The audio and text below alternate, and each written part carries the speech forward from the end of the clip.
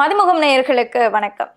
இன்றைய நேர்முகம் நிகழ்ச்சியில் சிறப்பு விருந்தினராக அரசியல் விமர்சகர் ஜெகதீஸ்வரன் இணைந்திருக்கிறார். பேசலாம். அப்படியாவது விஜயை கொண்டு வந்து எடப்பாடி பழனிசாமி சேர்த்து இந்த என்டிஏ கூட்டணிக்குள்ள சேர்த்துடணும். சேர்த்துட்டா திமுக வீழ்த்திடலாம் அப்படிங்கிறது அவரோட வியூகமா இருக்கு. அப்படி சேர்த்துட்டா வீழ்த்திடலாம் அவர் நினைக்கிறார். ஓகே. Don't promote Aadhav Arjuna. உங்களுக்கு தேவைப்பட அடிங்க ஆதவர்ஜுனாவை. ஆதவர்ஜுனா வந்து இந்த கட்சிக்குள்ள எப்படி வந்தாருங்கிறது ஒரு பெரிய ரகசியம் தான். அதிமுக நம்ம கூட வருவாங்க, நீங்க தான் சிஎம் கேண்டிடேட். ஓகே. அத விஜய் நம்பினார்.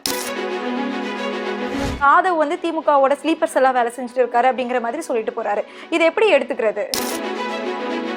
இந்த 1.5 மாசத்தை எப்படியாவது ஓட்டணும் தவைக்கு. ஓகே. பேச பொருளாக இருக்கணும். விஜய் ஆனா வெளியே வர மாட்டார். என்ன பண்ணுவீங்க நீங்க?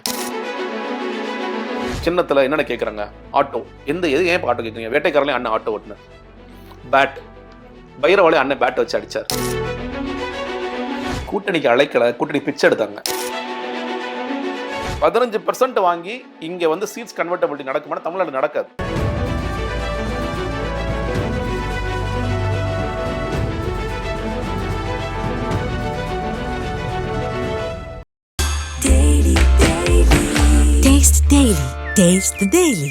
டயா பூஸ்டர் சுகரை கண்ட்ரோல் பண்ணும், உங்க ஆரோக்கியத்தை மீட்டு தரும். சர்க்கரையை கட்டுப்படுத்துறதுக்கான எளிமையான வழிமுறை, இயற்கையான வழிமுறை. அனைத்து மருந்து கடைகளிலும் கிடைக்கும். வணக்கம் சார், நேர்முகம் நிகழ்ச்சியில சந்தித்ததுல ரொம்ப மகிழ்ச்சி. ரீசெண்டாக வந்துட்டு சவுக்கு சங்கர் அவர்கள் வந்து ஒரு பயங்கரமான ஒரு கருத்தை வந்து கசிய விட்டுருக்காரு. என்ன அப்படின்னு பார்த்தோம்னா, கரூர் சம்பவம் நடக்கிறதுக்கு கொஞ்ச நாள் முன்னாடி ஆதவர்ஜுனா அவர்களும் சபரீசன் அவர்களுமே, அதாவது இப்போ திமுகவோட ஐடி விங்கெல்லாம் இயக்கிட்டு இருக்கிறதா சொல்லப்படுது. ஸோ அவருமே சந்திச்சு பேசிக்கிட்டதா வந்து ஒரு கருத்து வந்து பகிர்ந்திருக்காரு. இது வந்து இப்போ ஒரு பேசு பொருளாக ஆகியிருக்கு, பரபரப்பை ஏற்படுத்தியிருக்கு அப்படின்னே சொல்லலாம். இது உண்மையா? முதல்ல சவுக்கு சங்கர் வந்து ஒரு காலத்தில் ரொம்ப உண்மையில நேர்மையா இருந்தவர். எனக்கு தெரியும், எனக்கு வந்து பர்சனலாகவும் தெரியும். உண்மையிலே அவர் அந்த காவல் நிலையத்தில் அடிக்கப்பட்டு அதற்கு பிறகு நிறைய விஷயங்களை வெளிக்கொணரும் பொழுது நேர்மையாகத்தான் இருந்தார்.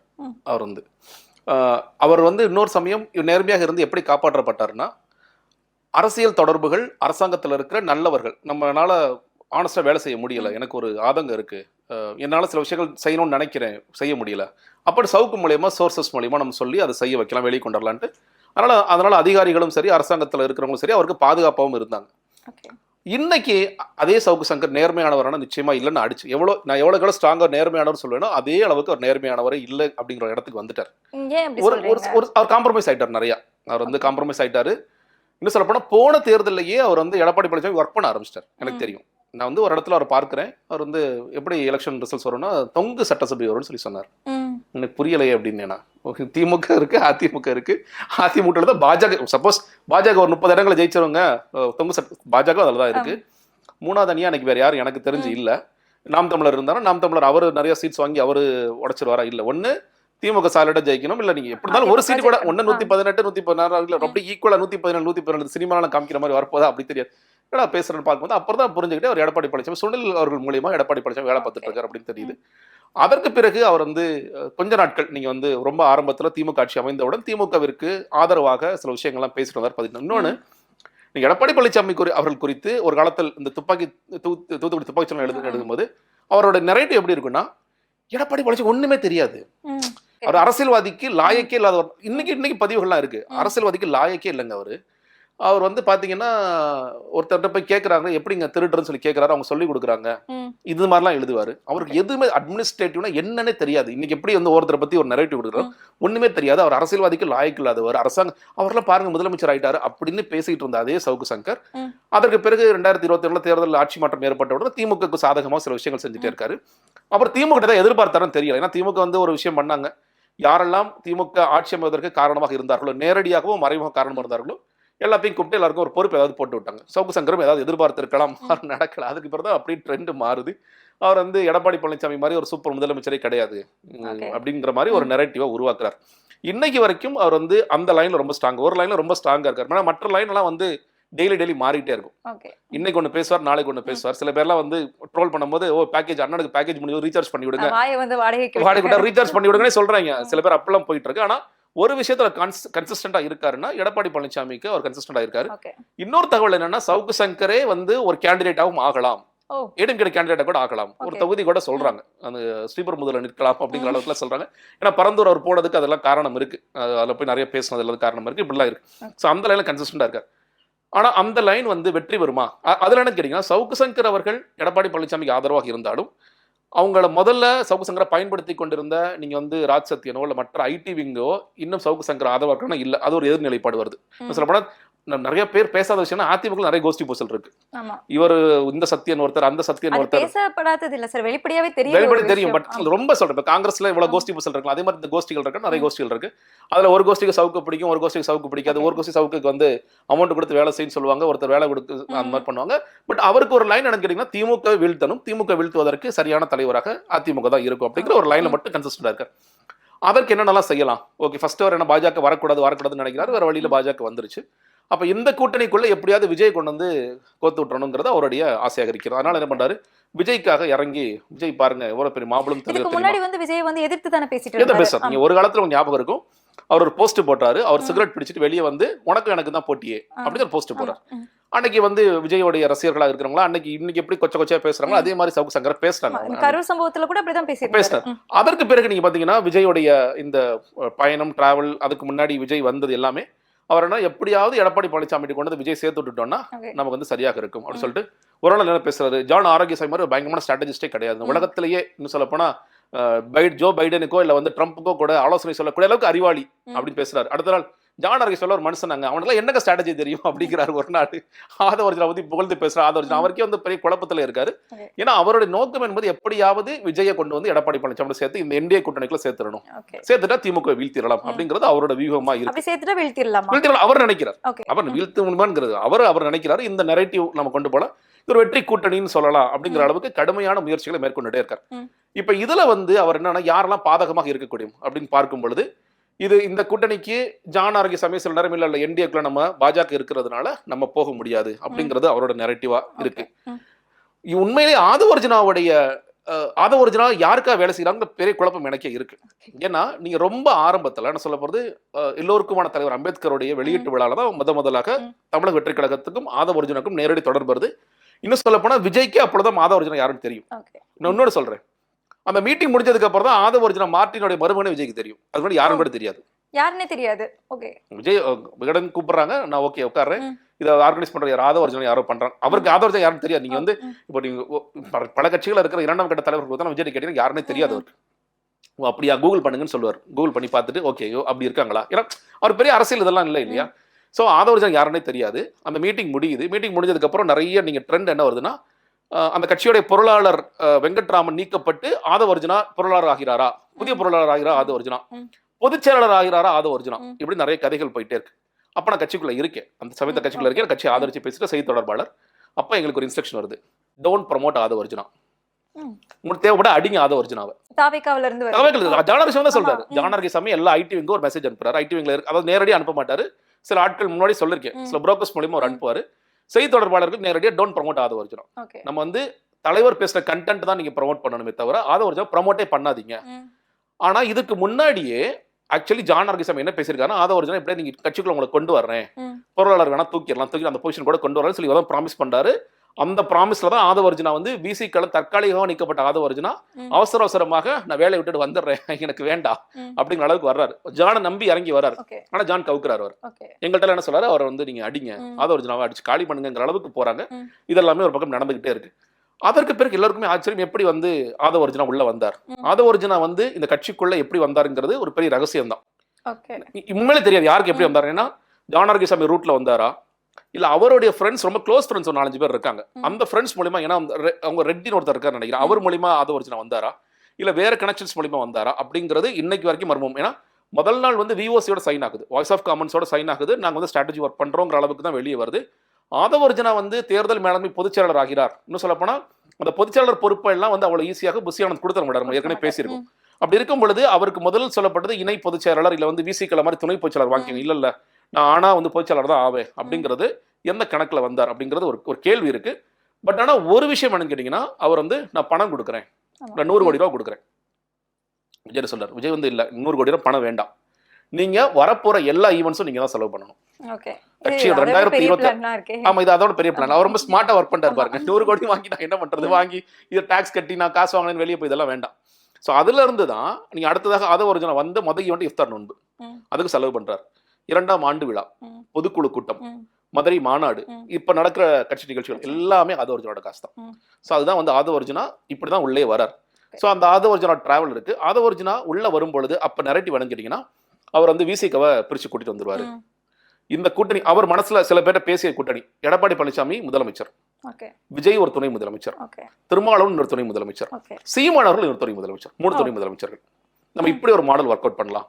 சீமான் அவர்கள்ட்ட போய் பேசுறாரு. இது வந்து யாரோட பிளான்? ஆதவ பிளான். சீமான் போய் பேசுறாரு, இந்த மாதிரி அவங்கள துணை முதலமைச்சர் ஆக்கலாம். சீமான் சிம்பிளா கேட்கிறாரு, எடப்பாடி பழனிசாமி பேசுற நானே பேசிக்குவேன், நீ யார் நடுவில்? எனக்கு எடப்பாடி பழனிசாமி தெரியாதா?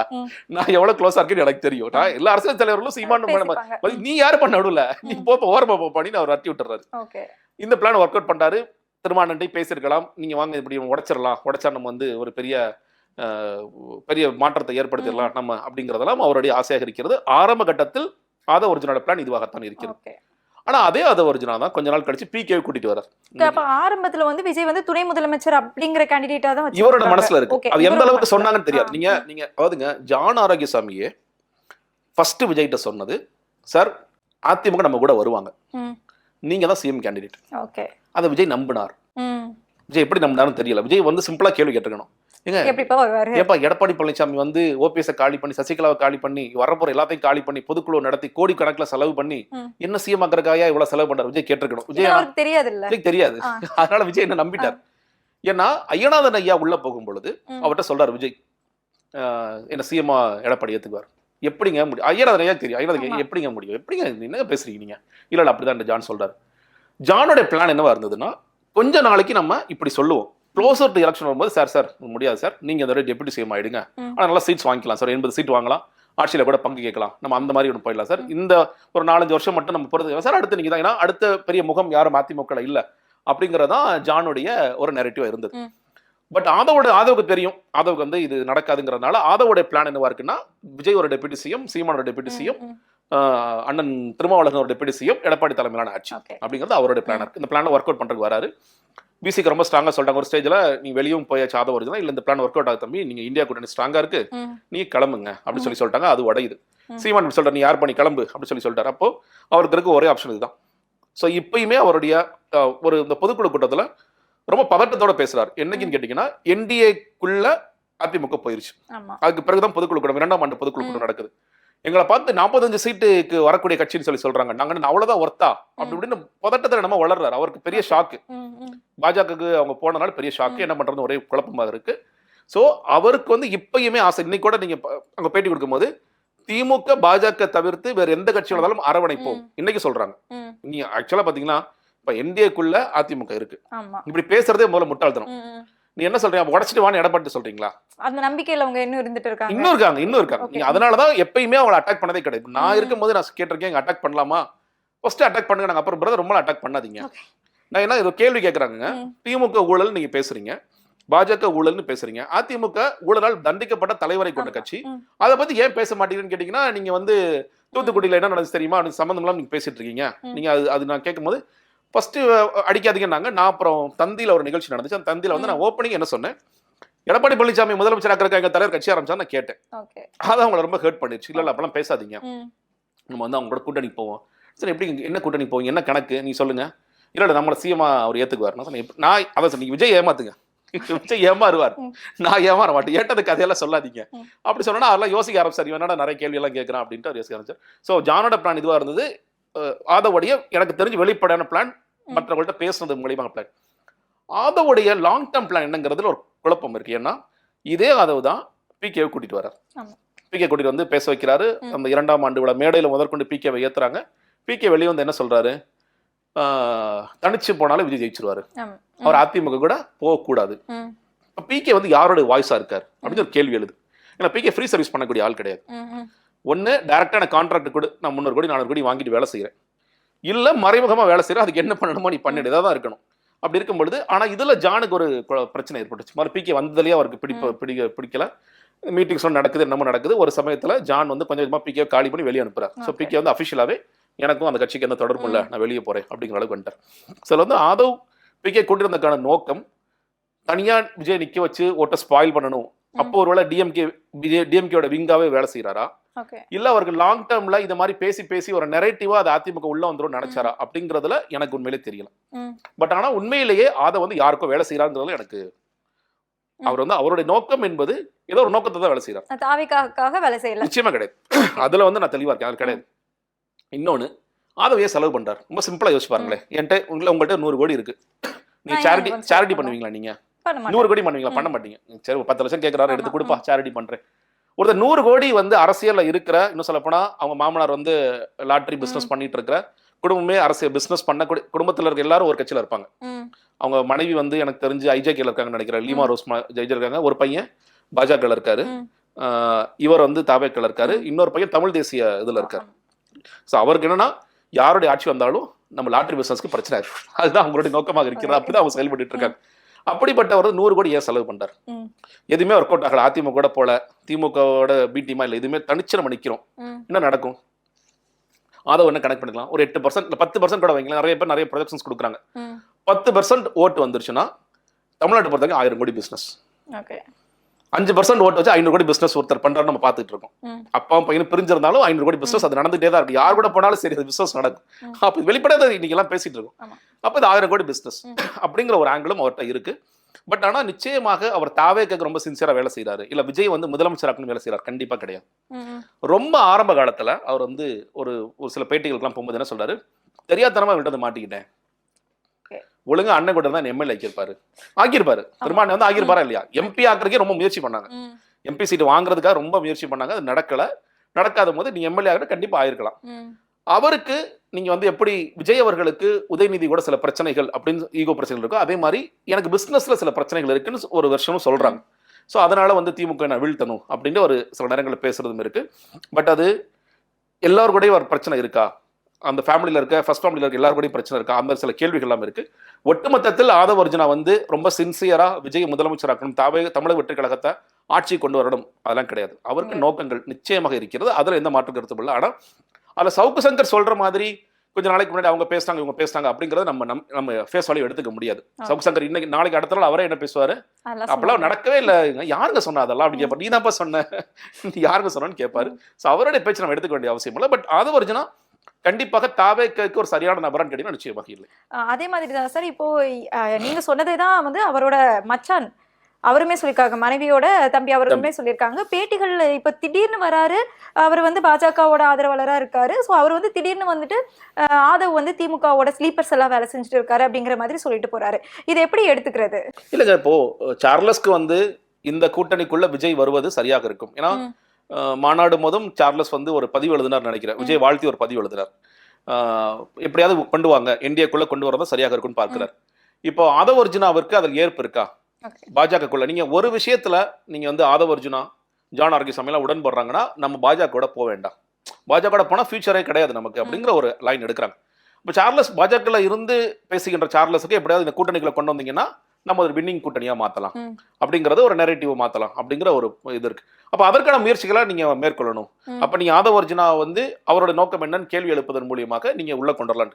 இன்னொன்னு நான் சொல்றேன் இல்லையா, நீங்க ஆதவ் அர்ஜுனாவிற்கு பாஜக கூட தேர்தல் உடன்படிக்கை பண்ண வேண்டாம் ஒரு பாயிண்ட் இருக்கலாம். ஆனா எப்படி ஆதவ் அர்ஜுனா அதை தப்பிக்கிறார் அப்படின்னு ஒரு கேள்வி இருக்கு. நீங்க இந்த கரூர் சம்பவத்திலேயே ஆதவ் அர்ஜுனோட பெயர் காவல்துறை, நான் தமிழ்நாட்டு காவல்துறை பதிந்தலையும் A1 A2 A3 வரல, அதுக்கு பிறகு சிபிஐலும் இன்னும் வரல, ஃபியூச்சர்ல வருமாங்கிறது தெரியல.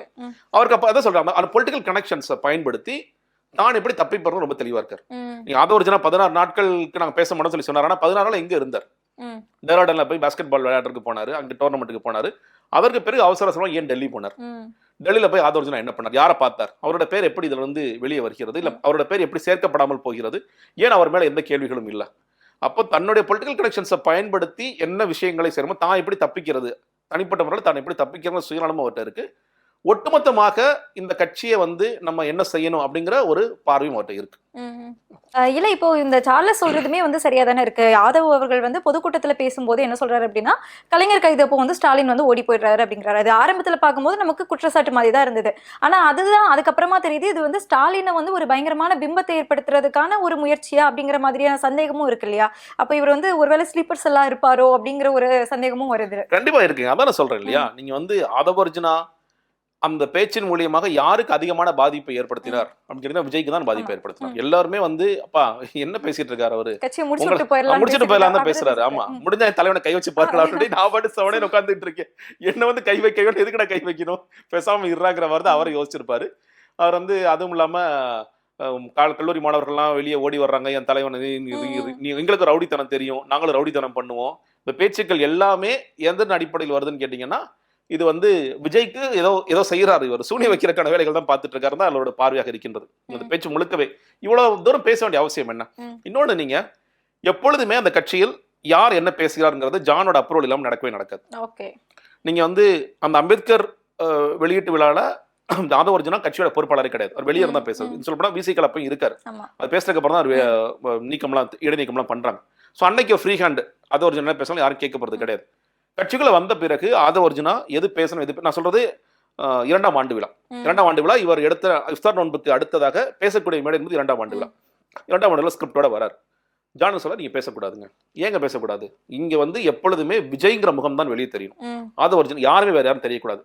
அதனால நீங்க ஸ்கிரிப்டை அப்போ ரொம்ப சண்டை முத்தி போய் என்ன ஆகுது, புசியாந்த பஞ்சாயத்துக்கு போது நடக்கல, சண்டை முத்தி போய் ஆதவர் செஞ்சு நான் வரலங்க நாளைக்குன்னு சொல்றாரு. விஜய் கூட பஞ்சாயத்து பண்றாரு. இதே ஒத்துக்கிறாங்கன்னா ஒரு ஸ்டேஜ்ல விஜய் என்ன அவன் தான் காசு செலவு பண்றான், விட்டு பரவாயில்ல அப்படி சொல்லி ஏதோ பேசிட்டு போறாருன்னு சொல்லிட்டு அப்பதான் பேச வைக்கிறாங்க. அடுத்தடுத்தா இது நடந்துகிட்டே இருக்கு. ஒரு சமயத்துல மதுரை மாநாட்டில் நீங்க போய் பார்த்துருக்கலாம். யூஸ்வலா ஆதவர்ஜுனா இப்ப இதே மாதிரி ஃப்ரீ ஹேண்ட் இருந்தா எவ்வளவு பேசியிருப்பாருன்னு தெரியும். மதுரை மாநாட்டில் சார் நீங்க தான் ஹீரோ, இதுல நீங்க மட்டும் தான் வெளியே தெரியும், யாரும் தெரியக்கூடாது. புசியா இருந்தாலும் சரி, அருண்ராஜா இருந்தாலும் சரி, சீட்டா இருந்தாலும் சரி, எல்லாருக்கும் 2 நிமிஷம் 3 நிமிஷத்துக்கு என்ன பேசணுமோ பேசிக்கங்க, அதை தாண்டி யாரும் பேசக்கூடாது. புசியா தான் அது உடன்படுறாரு. ஓகே, நீங்க தான் தலைவர் மட்டும் தான் தெரியும், யாரும் தெரியக்கூடாது. அதனால அவர் நீங்க மதுரை மாநாட்டில் என்ன ஆதவர்ஜுனா பேசலாம்னு யோசிச்சு பாருங்க, ஞாபகமே இருக்காது, ஒண்ணுமே. ஏன்னா பெருசா பேசவே இல்லை. அதற்கு பிறகு இந்த கரூர் சம்பவத்தில் இவங்க எல்லாம் என்ன பண்றாங்களா, ஒட்டு சேர்ந்து புசியானந்த் வந்து தலைமறைவு வாழ்க்கை வாழ்ந்துட்டு இருக்கும் போது இவங்க எல்லாம் சேர்ந்து ஒரு வேலை பண்றாங்க.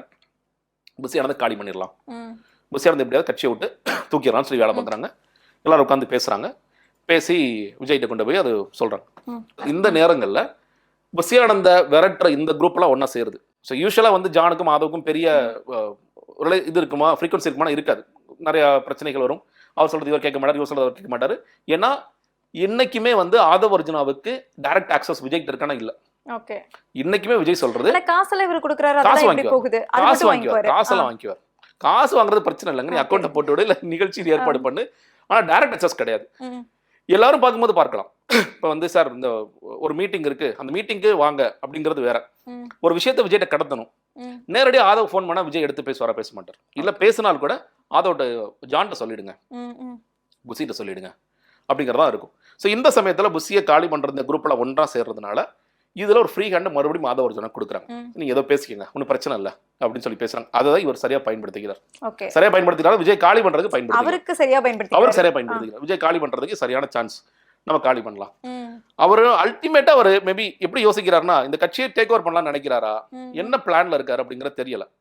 நீங்க இன்னொரு சைடு பாருங்க, இவர் வந்து சொல்றாரு இல்லையா, அவ்வளோ இது இருக்கு, ஸ்ட்ரென்த் இருக்கு, அவ்வளோ ஆதரவு இருக்கு. ஆதவர்ஜுனாவிற்கு இந்த கட்சியில இருக்க ஆதரவு என்ன யோசிச்சு பாருங்களேன். நீங்க இதுவரைக்கும் ஆதவர்ஜுனாவுடைய போஸ்டரை எங்கேயாவது பார்த்துருக்கீங்களா? நீங்க ஆயிரக்கணக்கான போஸ்டர் சென்னை ஃபுல்லா பார்த்துருப்பீங்க, எல்லா ஏரியாலையும் பார்த்துருப்பீங்க. விஜய் போஸ்டர் பெருசா இருக்கும், விஜயோட படம் பெருசா இருக்கும், புசியோட படம் ஈக்குவலா இருக்கும், அதோட பெருசா இருக்கும், இல்லை ஈக்குவலா இருக்கும். அந்த மாவட்ட செயலரோட போட்டோ போட்டிருப்பாங்க, கீழே வந்து சின்ன சின்ன பசங்களோட போட்டோ போட்டிருப்பாங்க. அதை தாண்டி எங்கேயாவது தேர்தல் மேலாண்மை பொதுச் செயலாளர் ஆதவர்ஜுனா இப்ப இவ்வளவு காசு கொடுக்குறாரு, அவரோட போட்டோவை எங்கேயாவது போட்டிருக்காங்களா? போட்டதே கிடையாது. எந்த ஒரு மாவட்ட செயலரோட ஆதவர்ஜுனாவோட பக்கத்துல 2 போட்டோ எடுத்து போட்டிருக்காங்களா இது வரைக்கும்? இப்போ வந்து புசியானந்த் எப்ப பார்த்தாலும் என் பொதுச் செயலாளர் சந்தித்த பெருமையான தருணம், என் ஆசானிடம் ஆசி வாங்கிய அழகான தருணம், இப்பெல்லாம் கதை எழுதுவானுங்க. ஆனா யாராவது ஒரே ஒருத்தர் என் தேர்தல் மேலாண்மை பொதுச் செயலாளரை சந்தித்த அழகான தருணம் யாராவது எழுதியிருக்காங்களா? எழுதுனாங்கன்னா காலியாயிடும் எனக்கு தெரியும்.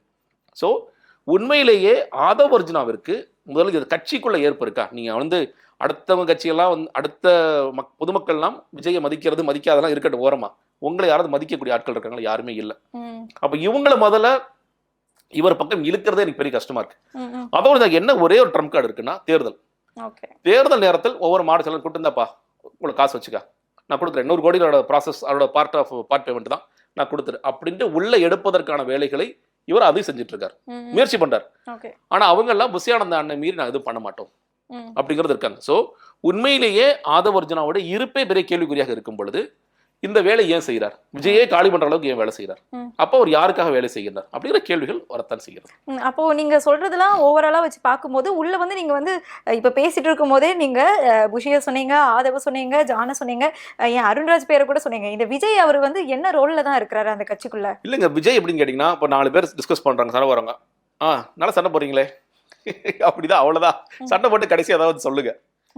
அவர் எப்படி பாக்குறாருன்னா இதெல்லாம் நம்ம அடிமைங்க, அடிமையில அதை பேசிக்கணும், நடக்கட்டும், ஒன்றும் பிரச்சனை இல்லை.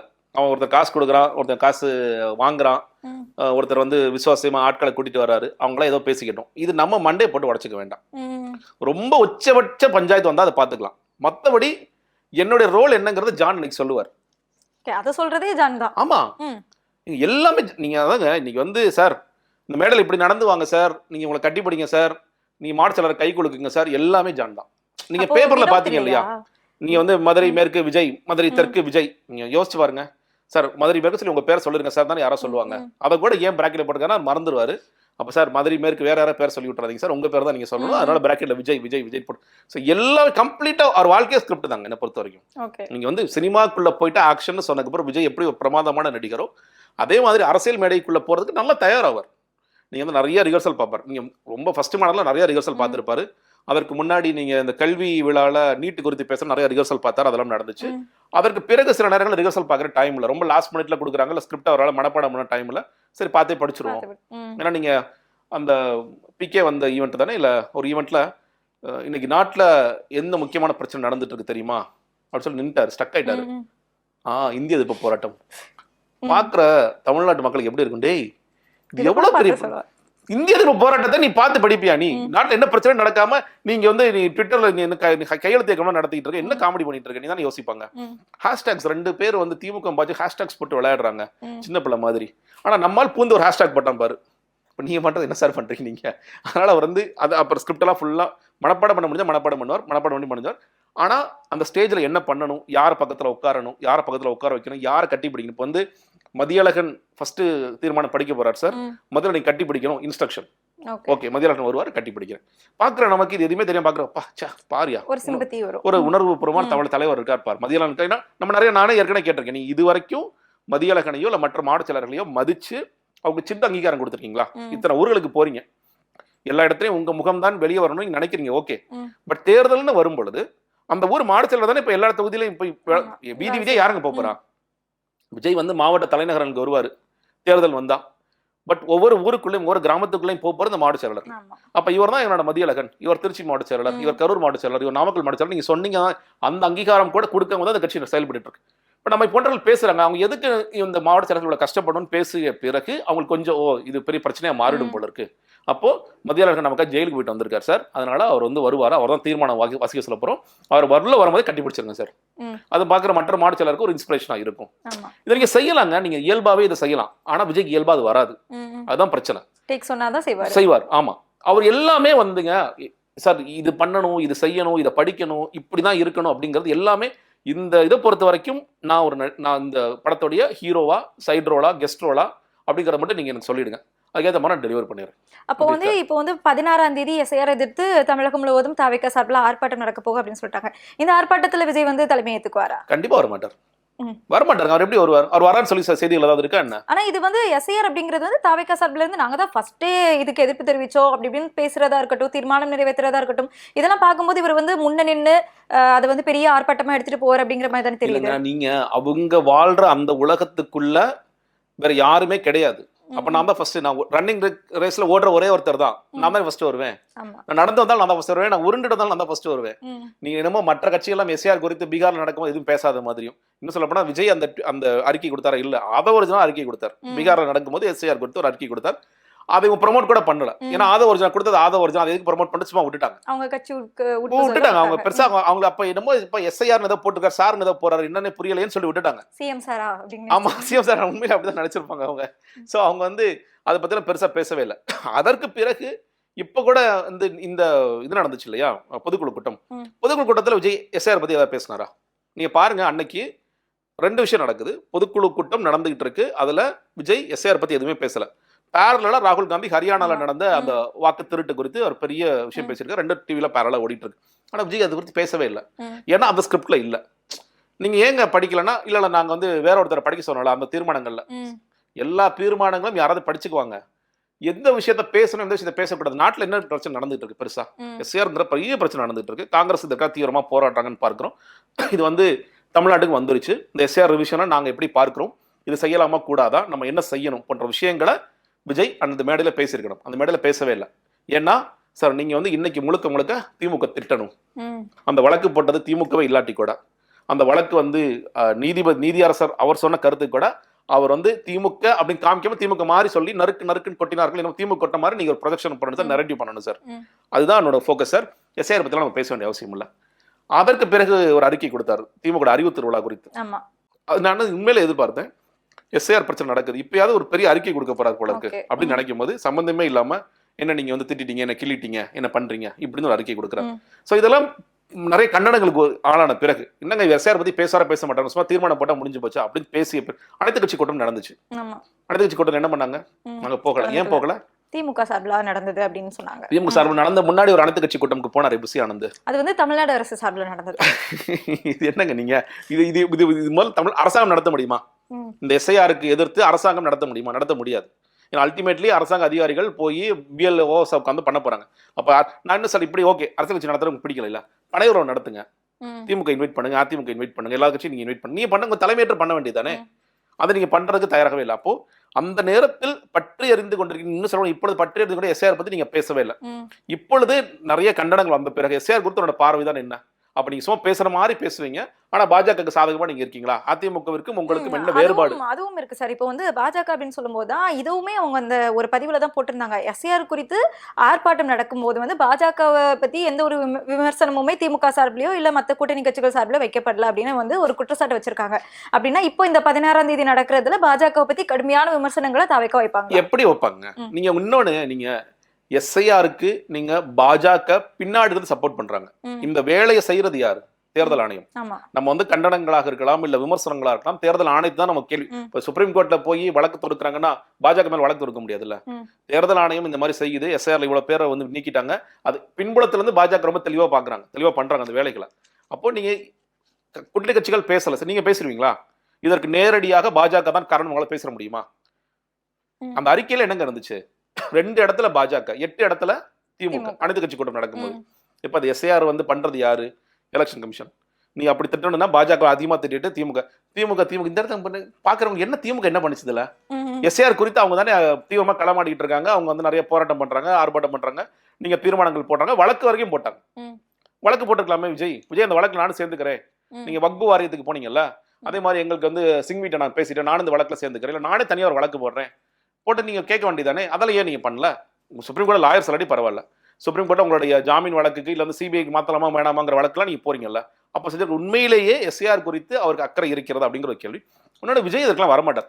நிறைய கண்டனங்கள் வலுத்த பிறகு நம்ம ஏதாவது செய்யணும், ஏதாவது ஒரு ஈவெண்ட் செய்யணும். இன்னொன்னு நான் முன்னாடி சொன்னேன், இந்த 1.5 மாசத்தை எப்படியாவது ஓட்டணும். தவைக்கு பேசு பொருளாக இருக்கணும். விஜய் ஆனா வெளியே வரமாட்டார். என்ன பண்ணுவீங்க நீங்க? உள்ளரங்கு கூட்டம் நடத்தலாம், 2 கூட்டம் முடிஞ்சிருச்சு, ஒரு பொதுக்குழு கூட்டம் முடிஞ்சிருச்சு, இன்னொரு கூட்டம் ஏதாவது வச்சு முடிச்சிட்டாங்க. ஈவெண்ட்டே இல்ல, ஆக்டிவிட்டி இல்ல. டெய்லி உட்காந்து நீங்க சேனல்ஸ்ல விஜய் வர மாட்டார் மக்களுக்கு போர் அடிச்சிருச்சு. நீங்க என்னடா இதே பேசிட்டு இருக்காங்க, ஆளை மட்டும் மாத்தி இதே பேசிட்டு இருக்காங்க. அப்ப ஏதாவது நீங்க பேசு பொருளாக வைத்துக் கொண்டு இருக்க வேண்டும். அப்ப நீங்க என்ன பண்ணலாம்? இப்ப கோவில நடந்துச்சா, ஓகே நான் வரமாட்டேன், நீங்க ஏதாவது நடத்திக்கங்க. சரி, நடத்துறவங்களுக்கு அட்லீஸ்ட் கண்டென்ட் நீங்க கொடுக்குறீங்களா? அந்த பொண்ணு என்ன பேசுது? ஓசி பஸ் வேண்டாம். இது எங்க இருந்து யாரும் உனக்கு சொல்லி கொடுத்தா? அண்ணன் சர்க்கார்ல சொல்லிட்டார்ல. இவங்களுடைய ஒட்டுமொத்த பார்வையுமே விஜய் சர்க்கார்ல என்ன சொன்னார், விஜய் இந்த படத்துல என்ன சொன்னார், விஜய் அந்த படத்திலேயே ஒரு பாலியல் குற்றத்துக்கு கண்ணீர் வடிச்சார், விஜய் அந்த படத்திலே பாலியல் குற்றவாளி வந்து மரத்துல கட்டி தொங்க விட்டார், அவர் அடிச்சு கொலை பண்ணிட்டார், இதுவே எங்களுக்கு போதுமானது. இப்படி நீங்க இருக்க முடியாதுல்ல. நீங்க ஒண்ணு இல்லைங்க, சின்னம் கேட்கறாங்க அப்படின்னு சொல்லிட்டு ஒரு செய்தி வருது. சின்னத்தில் என்னென்ன கேட்குறாங்க, ஆட்டோ. எது ஏன் ஆட்டோ கேட்குறீங்க? வேட்டைக்காரங்களே அண்ணன் ஆட்டோ ஓட்டுனர். பேட், பைரவாலே அண்ணன் பேட் வச்சு அடிச்சார். விசில், நம்ம மேலே ஓகே பரவாயில்ல, விசில் ப்ளோயர்ஸ், ஆன்டி கரப்ஷன் அப்படி. ஏன்னா நாங்கள் ஒரு காலத்தில் லோக்சபா கட்சி நடக்கும்போது விசில் தான் நாங்கள் வச்சிருந்தோம். அந்த அடிப்படை தான் நாங்கள் விசில் கேட்குறோம். பரவாயில்ல, ரொம்ப திருந்திட்டாங்க போல இருக்கு. பிகில் அண்ணன் விசில் அடிச்சார். யாரா நீங்களா? உங்களுக்கு சுயறிவே, ஏன்னா எல்லாத்தையும் சினிமாவில் தான் நடிப்பீங்களாடா நீங்க. அவங்களோட பார்வை எல்லாமே சர்க்கார்ல அண்ணன் வந்து இலவச எடுத்து பண்ணிட்டார். சர்க்கார்லேயே அண்ணன் அப்பயே நாங்கள் எல்லாத்தையும் தூக்கி போட்டு உடைச்சோம், மிக்சியை உடைச்சோம், வேலை செய்யாத மிக்சியை உடைச்சு, வேலை செய்யாத கிரைண்டரை உடைச்சு அப்பயே நாங்கள் பெரிய புரட்சி பண்ணோம். அப்போ எங்களுக்கு வேண்டாம். நான் என்ன சொல்றேன், நான் இப்போ கேட்குறேன், விஜய் வந்து 2027 தேர்தல் அறிக்கை கொடுக்க போறார். அதுல மகளிர் உரிமை தொகை குறித்து விஜயோட பார்வை என்ன? நான் ஆட்சிக்கு வந்தால் மகளிர் உரிமை தொகையை 1000 ரூபாயிலிருந்து 1500 ரூபாய்க்கு மாற்றுவேன். எனக்கு மகளிர் உரிமை தொகை கொடுப்பதில் எந்த விதமான இஷ்டமும் இல்லை, அதனால் மகளிர் உரிமை நிறுத்தப்படுகிறது. ஏதாவது ஒன்று சொல்லணும்ல, என்ன சொல்ல போறீங்க விஜய்? ரொம்ப சிம்பிளா சாத்தியப்படுத்த அடிவாங்க. அதான் சொல்றேன். நீங்க உங்களோட மேடையில பேசுற அந்த அதே மாதிரி எஸ்ஐஆர் பத்தி நீங்க ஒரு ஆர்ப்பாட்டம் வைக்கிறீங்க, அதுல என்ன பண்ணுவாங்க எல்லாம் சேர்ந்து திமுக போய் திட்டிட்டு இருப்பாங்க. திமுக என்ன செய்ய தெரியுமா, திமுக என்ன செய்ய தெரியுமா, அதுக்கு உங்களுக்கு சம்பந்தமே கிடையாது. யாருக்கு சொல்லட்டுமா? உண்மையிலேயே நான் களத்துல பார்க்கிறத, கொள்கை ரீதியாக சார கடுமையாக எதிர்க்கக்கூடிய கட்சியாக திமுக கூட்டணி கட்சியிலும் இருக்காங்க, எந்த மாற்றம் கருத்தும். ஆனா ரொம்ப கவனமாக இந்த பிஎல்ஓஸை வந்து கூட்டிட்டு வந்து ஒவ்வொரு வீடாக ஒரு ஓட்டு கூட போயிடக்கூடாதுன்னு இன்னைக்கு திமுக கடுமையாக வேலை செய்யறாங்க. நீங்க பார்க்கலாம், ஒவ்வொரு வீடுக்கும் போய் உங்க பேர் நீக்கப்பட்டு விடக்கூடாதுன்னு இன்னைக்கு வேலை செய்யறது திமுக மட்டும்தான். வேற எந்த கட்சியுமே இல்லைங்க. அவங்க சாஃப்ட்வேர் வச்சிருக்காங்க. ஒவ்வொரு பிஎல்ஓவும் என்னுடைய 100 பேர், என்னுடைய 300 பேர், என்னுடைய 200 பேர், யாருக்கும் பிரச்சனையா என்கிட்ட வாங்க, இன்னைக்கு அந்த வேலையை செய்யறாங்க. இது செய்ய வேண்டிய அவசியம் இருக்கு. இப்ப எப்படின்னா நீட்டுக்கான எதிர்ப்பு கொள்கை ரீதியாக நம்மள்ட்ட எப்பயுமே இருக்கு. இப்படி எல்லாம் பண்ணி அந்த அதிகாரிகளையும் மக்களையும் தன்னோட பக்கம் இழுத்துக்கலாம் அப்படிங்கறதுதான் திமுகவோட எண்ணம் அப்படிங்கிற மாதிரியும் எடப்பாடி எல்லாம் குற்றம் சாட்டியிருக்காங்க. நீ உண்மையிலேயே எடப்பாடி இந்த வேலை சேர்ந்து பண்ணணுங்க. திமுக பிஎல்ஓஸோட சேர்ந்து அதிமுக பிஎல்ஓஸும் போக சொல்லுங்க. உங்களுக்கு ஒரு ஓட்டு கூட போக கூடாது, கவனமா இருக்குன்னு சொல்லி எடப்பாடி சொல்றாருல்ல. நீங்க ஒரு ஓட்டு கூட போக கூடாது, டெலிட்டட் யார் இறந்து போயிருக்காங்களோ இறந்து போனவங்க மட்டும்தான் நீக்கப்பட வேண்டும். வேறு முகவரி மாறி இருந்தால் அந்த முகவரியில் எங்க இருக்காங்களோ அவங்கள்ட்ட இன்ஃபார்ம் பண்ணி அங்கே உங்க பேரை சேருங்க, இல்லை அங்கே உங்க பேர் சேர்ந்துச்சான்னு பாருங்கிறதான் வேலையா இருக்கணும். அப்ப இதை தீவிரமாக செய்ய வேண்டிய எலெக்ஷன் கமிஷன் பண்ணாது. நான் சொல்றேன், நீங்க ஏன்னா எலெக்ஷன் கமிஷனால நியமிக்கப்பட்ட பிஎல்ஓக்கள் உண்மையிலே பாவம். அது வெறும் சம்பளம் 3000 ரூபாய் தான். அவங்க கடுமையா வேலை செஞ்சாலும் நான் நிறைய பார்த்திருக்கேன். ஏன்னா ராஜேஷ் லக்கானியெல்லாம் இருக்கும் பொழுது நாங்க ஒரு பெரிய குரூப்பா சேர்ந்து எலெக்ஷன் கமிஷன் ஒர்க் பண்ணிருக்கோம். அதை வச்சு நான் சொல்றேன், பிஎல்ஓஸ் பண்ண மாட்டாங்க. இந்த பிஎல்ஓஸ்க்கு என்ன பண்றோன்னே புரியாது. நான் புதுக்கோட்டையில இருந்தேன், என்கிட்ட ஃபார்ம் கொடுத்துட்டு, யாரோட ஃபார்ம் கொடுக்குறாங்கன்னா என்கிட்ட வேலை செய்யற டிரைவர், முன்னாடி வேலை செஞ்ச டிரைவர், அவருடைய மனைவி, அவருடைய அக்கா எல்லாத்தையும் கொடுத்துட்டு போயிட்டாரு. அவன் எங்க இருக்கானு எங்களுக்கு தெரியாது, அவன் வருவான மாட்டான்னு தெரியாது. ஏங்க அவனை காண சார், நீங்க கொடுத்துருங்க சார். சரிங்க, ஒருவேளை நான் கொடுக்க விட்டுட்டேன்னா பேர் போயிட்டு சார், என்ன சார் பண்றது? இப்படிதான் அவங்க வேலை செய்வாங்க. ஆனா இதே ஒரு கட்சிக்காரங்கள்ட்ட திமுக கூப்பிட்டு, அண்ணே அவன் எங்க கண்டுபிடிச்சு போன் நம்பர் கண்டுபிடிச்சு பண்ணிடுவாங்க. விட மாட்டாங்க. ஏன்னா அவங்களுக்கு நீங்க அவங்க உண்மையிலேயே இவன் அதிமுக ஓட்டா, திமுக ஓட்டா, பாஜக ஓட்டெல்லாம் தெரியாது. எனக்கு ஓட்டர் லிஸ்ட்ல இருந்து யாரும் போக கூடாது. அவன் திமுக ஓட்டா இருக்கலாம், பாஜக இல்ல தாவேக ஓட்டா கூட இருக்கலாம். பட் யாருடைய வாக்காளர் பட்டியல இருந்து யாருடைய பேரும் போயிடக்கூடாது அப்படிங்கறதா. தாவேக அந்த வேலையை பண்ண வேண்டியதானே?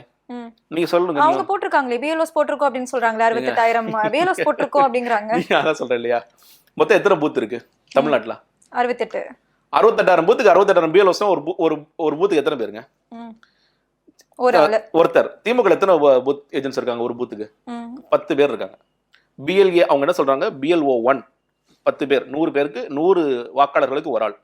இது இல்லாம பிஎல்ஓ 2ன்னு ஒரு எக்ஸசைஸ் கொண்டு வராங்க. இன்னும் கூடுதலாக மக்களை பார்ப்பதற்கு, இவன் ஒழுங்கா வேலை செய்யறான்னு பார்ப்பதற்கு, நீங்க இந்த சம்மரி ரிவிஷன்லாம் ஒழுங்கா பண்றாங்க பார்ப்பதற்கு கூடுதலாக ஆட்கள் போடுறாங்க. அதிமுக ஒரு பூத்துக்கு 9 பூத் ஏஜென்ட்ஸ் இருக்காங்க. அவங்க இருக்கான்னு சொல்லி சொல்றாங்க. அதுல எனக்கு சில குழப்பம் இருக்கு. ஏன்னா இளைஞர்களை நிறைய பேர் கொண்டு வரணும்னு முயற்சி பண்றாங்க, அது நடக்க மாட்டேங்குது. பட் ஆனா இருக்காங்க. நீங்க திமுக ஈக்குவலா ஒரு கட்சி இருக்காங்க. மதிமுக அவங்க வந்து எங்க ஸ்ட்ராங்கா இருக்காங்களோ அங்க இருப்பாங்க. விசிகா இருப்பாங்க, கம்யூனிஸ்ட் இருப்பாங்க, எல்லா தொகுதியிலும் 234 இடத்துலயும் இருக்க முடியாது. அதுக்கு வாய்ப்பு இல்லை. அது திமுக அதிமுக தான். நீங்க தான் 68,000த்துல 68,000 பேரா ஒரே ஒரு ஆள். நான் அந்த ஒரு ஆள் எங்க இருக்கான்னு சொல்லவா? அந்த ஒரு ஆளும் தாவேக்கலை இல்லை. ஏன்னா இந்த லிஸ்ட்டை கொண்டு போய் புசி ஆனந்த் எல்லா மாவட்டத்திலும் இந்த லிஸ்ட்டை வாங்கி கொண்டு போய் விஜய்கிட்ட கொடுக்குறாரு. விஜய் வந்து வாய்ஸ் ஆஃப் காமன்ஸ் ஆதவர்ஜன் அங்கே வாங்க, வாய்ஸ் ஆஃப் காமன்ஸ் கொடுத்துருங்க அப்படின்னு சொல்லி கொடுத்துட்டாரு. வாய்ஸ் ஆஃப் காமன்ஸ் ஃபோன் பண்றான். அண்ணா நீங்க எங்கன்னு இருக்கீங்க? யார் பண்ணி நம்ம தாவேக்கவா? ஏன் அதிமுக எனக்கு எதிராக ஃபோன் பண்றான்னு கேட்குறான். இன்னொரு நம்பர் போடுறாங்க, போகல. இன்னொரு நம்பர் போடுறாங்க, போகல. இன்னொரு நம்பர் போடுறாங்க. இதே மாதிரி கண்டுபிடிச்சு 25,000 பேர் ஃபேக் கொடுத்த 68,000த்துல புசியானந்த் கூப்பிட்டு என்ன இப்படி பண்றீங்க? அவரு வாட்ஸ்அப்ல கூப்பிடுறாரு. அண்ணே அதை ஏன்னா தளபதிட்ட கொடுத்தீங்க?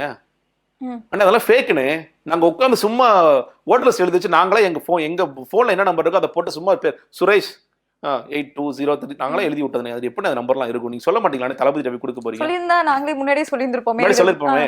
ஏன்னா ஆதவர்ஜுனா வந்து பூத் ஏஜென்ட்ஸ்க்கு ட்ரைனிங்க்கு அரேஞ்ச் பண்றாரு. அந்த பிகே டீம்ல இருந்த ஒரு 4 பேர் அதை பிடிச்சி அரேஞ்ச் பண்றாரு. இந்த ஊருக்கு போற உதாரணத்துக்கு புதுக்கோட்டைக்கு போற நாளைக்கு புதுக்கோட்டை நீ கூப்பிட்டீங்களாலும் வரமாட்டாங்க, எவனுமே ஆளே கிடையாது, ஃபேக், எல்லாருமே ஃபேக், எங்க இருந்து நான் ஆளை பிடிச்சிட்டு வருவேன், நீங்க கொஞ்சம் டைம் கொடுங்க, நான் எல்லாத்தையும் மாத்தி கொடுக்குறேன். இதுதான் இன்னைக்கு தாவேக்கோட கட்டமைப்பு. சும்மா சொல்லணும் விளம்பரத்துக்காக கொடுத்துட்டாங்க ஒரு இதை. நீங்க மெம்பர்ஷிப், ஆன்லைன் மெம்பர்ஷிப் இருக்குன்னு ஒரு நம்பர்ஸ் சும்மா செய்தி ஊடகங்களா 90 லட்சத்தை தாண்டி 1 கோடி பிரேக்கிங். ஆமா, 1 கோடி தாண்டி விட்டது.